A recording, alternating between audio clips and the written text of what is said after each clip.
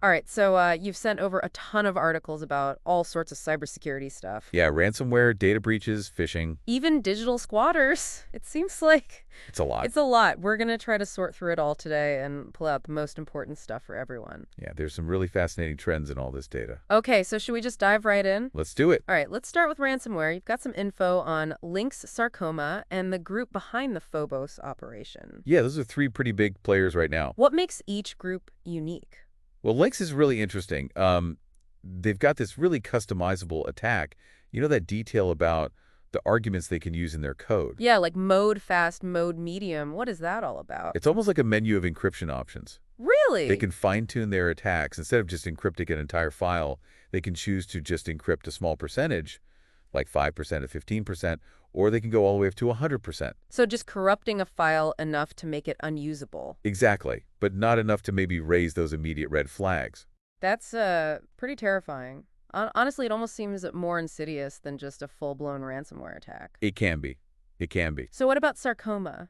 So Sarcoma, they're super aggressive. They've been linked to attacks on companies like Unimicron. They're a big printed circuit board manufacturer.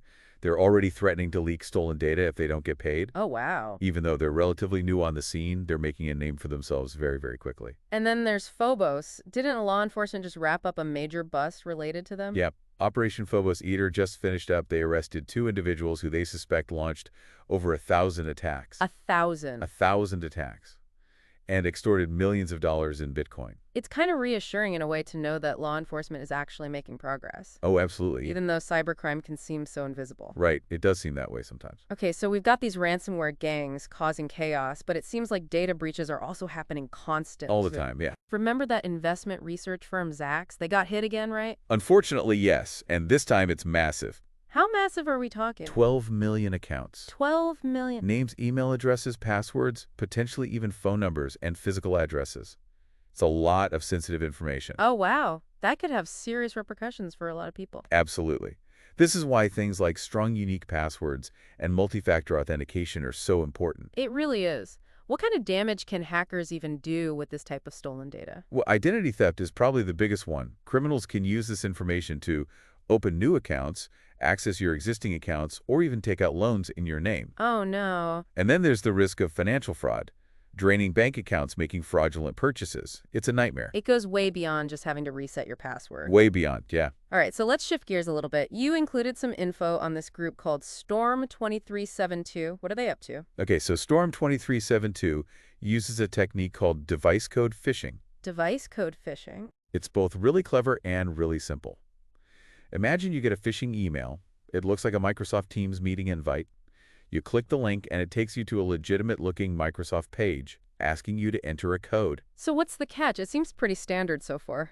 The catch is that by entering that code, you're actually giving them access to your account. What? They basically hijacked a legitimate authentication process. Oh, wow. It's really hard to detect because everything looks normal. That is so sneaky. It is. It really is. You can't let a guard down even when you're dealing with familiar websites and applications. Are there any red flags people should look out for? Yeah, always double-check that URL. Make sure it's the official website and not a fake. And if you get an unexpected request for a code like that, be very suspicious. Okay, good advice. This next one really surprised me. Apparently, even ransomware gangs are starting to use tactics straight from the spy toolkit. Yeah, it's a disturbing trend for sure. So what are we seeing here? Cybercriminals, especially those linked to China, are using tools usually associated with state-sponsored espionage to launch ransomware attacks. So it's getting even harder to tell if an attack is about making money or if there's some sort of political agenda. Exactly. The lines are blurring between financially motivated cybercrime and state-sponsored espionage. So that makes it even more difficult to figure out who's behind these attacks. Way more difficult, yeah. It makes attribution and response much, much harder. It's a scary thought. Okay, so we've got ransomware, data breaches, this sophisticated phishing. What else is out there? You know, Valentine's Day just passed. Yeah. And, What does that mean for the cyber world? a big spike in scams. Really? Oh, yeah. Especially targeting all those lovebirds out there. So it's like Putid's arrow, but a digital spear instead. Right. What are them doing? Same old tricks, fake gift card deals, malicious downloads disguised as e-cards, and those too-good-to-be-true profiles on dating apps. Of course. They really prey on people's emotions during the holidays, you know, Yeah. when we let our guard down a little bit. So basically, stick to sending flowers in person. Well, real flowers are always nice, but the takeaway here is just to be extra cautious, Yeah. especially during holidays when You're more likely to just click on something without thinking. Right. It's easy to get caught up in the excitement. Exactly. So what's the best way to protect ourselves? Honestly, just a healthy dose of skepticism. Okay. If a deal seems too good to be true, it probably is. Right. Be wary of unsolicited emails or messages, Okay. and always double-check the sender's address before you click on anything. Got it. And, of course, make sure your antivirus is up to date. Always good advice. Speaking of things that might seem harmless on the surface, remember that Xerox VersaLink printer we were talking about? Oh, yeah, that's right. It turns out older firmware versions have a vulnerability that makes them susceptible to something called passback attacks. A scary thought. What exactly does that mean? An attacker can trick the printer into sending your login credentials back to them. Seriously. It's crazy, right? That's wild. It really highlights how security isn't just about computers and software. Any device on your network can be a target. So even our printers need to be patched and updated. Absolutely. And it's a good reminder to think about network segmentation, too. Network segmentation. Isolating your printers and other IoT devices from your more critical systems. Oh, okay. So like damage control. Exactly. It limits the damage if one of those devices gets compromised. Good to know. All right, this last story is kind of strange. It's about digital squatters. Oh, this one's interesting. It's a real-world example of something called IP volatility. IP volatility. What is that? So this researcher was assigned an IP address that was still being used by another organization. Wait, so they were accidentally given someone else's digital address? Basically, yeah. What happened? Well, the DNS records hadn't been updated, so all the traffic intended for that other organization was being routed to the researcher's server. Oh, wow. So they were getting all of their emails. Emails, phone calls, everything. That's kind of hilarious. It is funny, but it also shows how important it is to keep your DNS records up to date. Yeah, and to make sure your cloud services are configured correctly. Exactly. Especially as more and more companies rely on the cloud, these kinds of issues are going to become way more common. Okay, so it's something to be aware of. This brings us back to something we touched on earlier about the blurring lines between financially motivated cybercrime and state-sponsored espionage. Did you see the report about the Bronze Starlight Group? Yeah, those guys are interesting. So they're known for using ransomware, but some people think they might be working on behalf of a nation-state. It's definitely possible. The motives are really murky. So it's not just about making money anymore. It might be about something bigger. Yeah. That makes things a lot more complicated. For sure, attribution is a huge challenge. How do you hold a nation-state accountable? It's like the Wild West out there, but in cyberspace. Right. The digital world is still largely unregulated. Which creates opportunities for criminals and for nation-states. Unfortunately, yeah. Okay, so we've covered ransomware, data breaches, sophisticated phishing attacks, vulnerable printers, digital squatters, even cyber espionage. It feels like we're constantly under attack. Is there any hope? How do we even begin to stay ahead of all of this? It's a lot, I know. But the key is to be proactive, not reactive. Okay. We need to anticipate these threats and put security measures in place before an attack happens. So not just patching holes after the fact. Exactly. It's about building stronger defenses from the ground up. So how do we do that? It's a multifaceted approach. It's about technology, for sure, but it's also about people and processes. So let's break that down. What can individuals and companies actually do to improve their security? Well, one thing I always recommend is a layered security approach. So not just relying on one single solution, but having multiple layers of defense? Exactly, like the layers of an onion. Okay. Each layer provides another barrier to entry for attackers. So things like firewalls, intrusion detection systems, antivirus software. All of that, yeah. And also things like strong passwords, multi-factor authentication.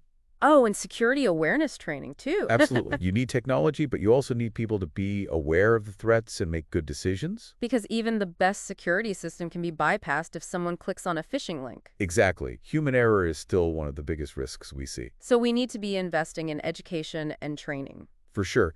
And we need to create a culture of security within organizations. Where everyone understands that cybersecurity is their responsibility, too. Exactly. It's not just the IT department's job. It's a mindset. It is. It's about being proactive about security. So it's not just about following rules, but about actually understanding why those rules are there. Exactly. When people understand the why, they're more likely to follow the rules. And they're more likely to spot potential problems and report them. Exactly. So we've talked about a layered approach, education, training, creating a culture of security.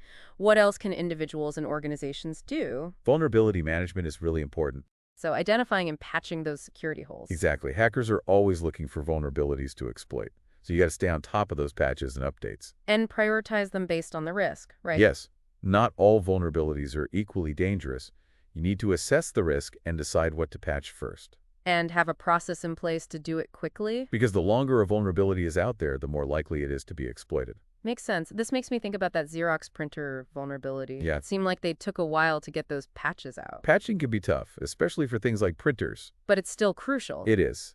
Any device on your network is a potential entry point for attackers. So we need to be thinking about security holistically, not just computers and servers, but everything. Right. The Internet of Things has created a whole new set of challenges. And we need to be adapting our practices. Exactly. So we've covered vulnerability management, patching the IoT.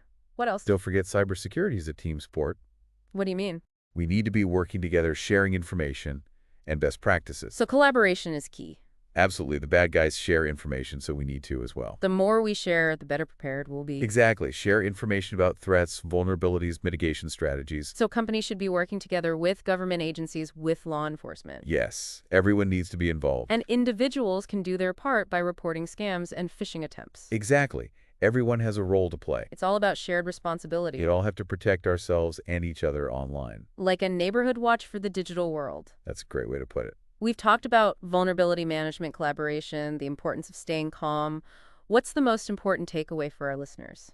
Cybersecurity is a journey. It's not a destination. What do you mean? There's no quick fix. There's no one solution that will solve all your problems. So it's a constant process of learning and adapting and improving. It is. You have to be proactive, vigilant, prepared. And work together.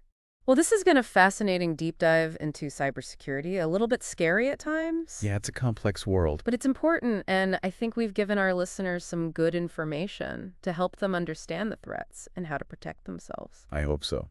Thanks for being here with us. It's been a pleasure. And for everyone listening out there, stay curious and stay secure. And stay safe.